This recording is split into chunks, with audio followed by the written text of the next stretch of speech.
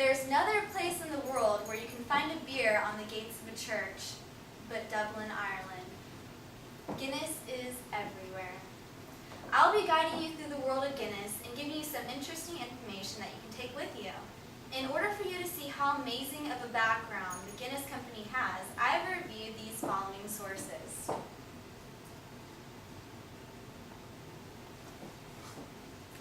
My name is Nicole Pratt, and I'm going to be speaking about the history of Guinness, the ingredients that go along with making the product, and then a little bit about the advertising at the Guinness warehouse. This company's traditions date all the way back to 250 years ago. His name was Arthur Guinness. Oh, this is also the poster child of Guinness. I took this at a bar in Dublin, Ireland. He has a freshly made Guinness. Guinness only sold here in the background, and this is what you look like if you drink Guinness your entire life. Alright, Arthur Guinness was born in 1725. In 1759, St. James Brewery gates were bought, which was a distillery in Dublin, Ireland, for 9,000 years leasing. And it only cost him £45 a year annually, which is roughly $60 in American dollars. In 1770, the porter was originated. In 1799, he had porter and ale. Well, he had a big decision to make, and as we can clearly see now from drinking Guinness in this day and age, that he chose the porter and not the ale. In 1830, St. James became the largest brewery in Ireland, and in 1862, the Guinness label was finally created. Alright, now that we know a little bit about the history of Guinness, we're going to talk about the ingredients that go along with making Guinness and the process in which we get Guinness. There are 4 basic ingredients to know. There's hops, which they take all the way from Australia, the United Kingdom, United States, and one more place, Germany. They have barley, which is the second ingredient, and they use 100 million tons of it every single year at the Guinness factory. They have yeast, which is apparently Guinness Arthur's very, very beginning yeast strain that he used. They still use it up to date. And then they have water, which 8 million liters is processed through St. James Gate Distillery every single day. Now there's a 7-step process in which they actually make Guinness. The first one is milling, and that's where they take the barley and they chop it up in tiny little pieces, and then they process it through the mill, and then it becomes grist. The second one is going to be mashing, and that's where they take the barley itself and they put it in with hot water, and they just kind of let it sit there. The filtering is where they actually filter through a device where they collect all the grains on top and they just let the water through, and that's called sweet wort, is the final product of the filtering.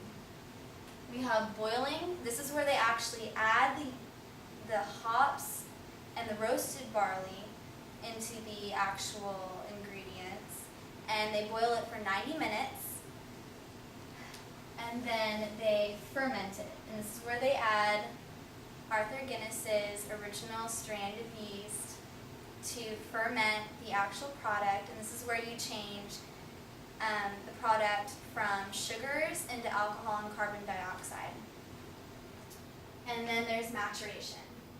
And that's where you just let everything settle down to the very bottom, get all the delicious Guinnessy flavor going, and then they package it. And everything is the same in packaging except for if you want draft beer, then they add nitrogen to the actual beer, and that's where they get the whole settled and then very frothy, pretty white head on the top is from all that. Oh, and this right here is the step-by-step process they have at the Guinness warehouse. Kind of shows you how to do it. Now that we know a little bit about how Guinness is made and the history of it, now let's learn a little bit more about the advertising aspect of beer.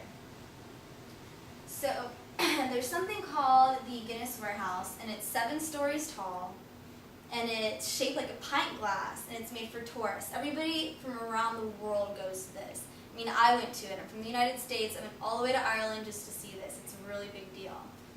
And the first floor has to do with a lot about the biography of Arthur Guinness, you know, how it was made, the ingredients, which I discussed, and then we had, you know, the process by which it was made.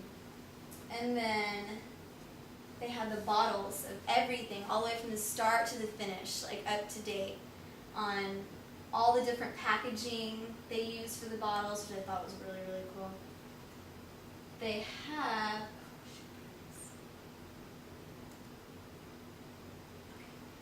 this right here is the actual lease that he signed for the 9,000 years that is embedded in the middle of the floor of the first floor, and everybody walks by it when they go through the main entrance. The second floor is advertising. Advertising for Guinness has been a little bit controversial through the years. And they kind of had this point of kind of racial inferences in some of their stuff, like the Indians and, you know, other things of that nature. But then they decided to be a little bit more politically correct today. Alright, the third floor is a choice zone. Okay, when you're dealing with alcohol, you're going to have to deal with the responsibilities that go along with drinking alcohol. So this entire third floor is dedicated just for drinking responsibly. The fourth floor is a history of the St. James building. It had a lot to do with the architecture, how the building matured throughout all the years, how it grew. And the fifth floor is the pour your own Guinness and tasting room, where you get to learn how to pour your own Guinness the right way, because clearly there's a right way to do it.